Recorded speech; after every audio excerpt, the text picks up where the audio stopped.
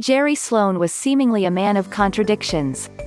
On the one hand, a legendary NBA coach known for his intense, no-nonsense demeanor and a fierce competitive streak, to say nothing of his frequent foul-mouthed rage toward referees. On the other, though, a simple, humble farmer with an affinity for antique stores, yard sales, and vintage tractors, decked out in overalls and a grimy John Deere ball cap, and secretly possessed of a sweet and tender side.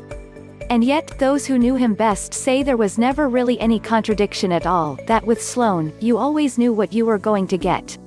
Jerry Sloan, who guided the Utah Jazz for 23 seasons and became the fourth-winningest coach in NBA history in the process, died Friday. He was 78. Sloan's fiery, aggressive on-court persona saw him go from little McLeansboro, Ill. High School all the way to the Naismith Memorial Basketball Hall of Fame. In between, he was a two-time All-Star as an NBA player, and guided the Jazz to consecutive NBA Finals in 1997 and 1998, and 15 consecutive playoff appearances between 1989 and 2003 as a coach.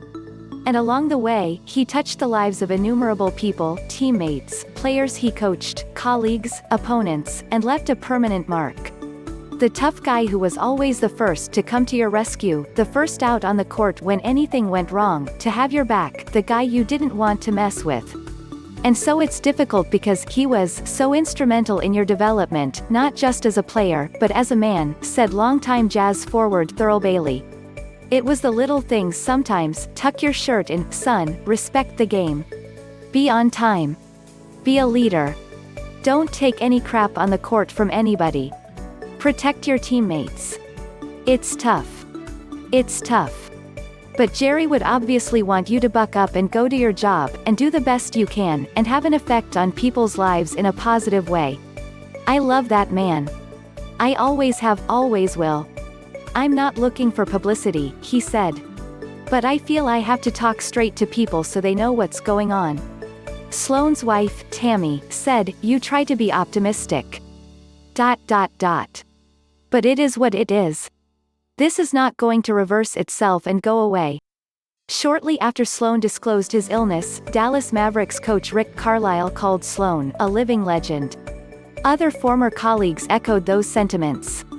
He was one of those iconic coaches who was a wonderful example of consistency, mental and physical toughness, demanding but fair, suffered no fools, took no prisoners, Spurs coach and executive Gregg Popovich said.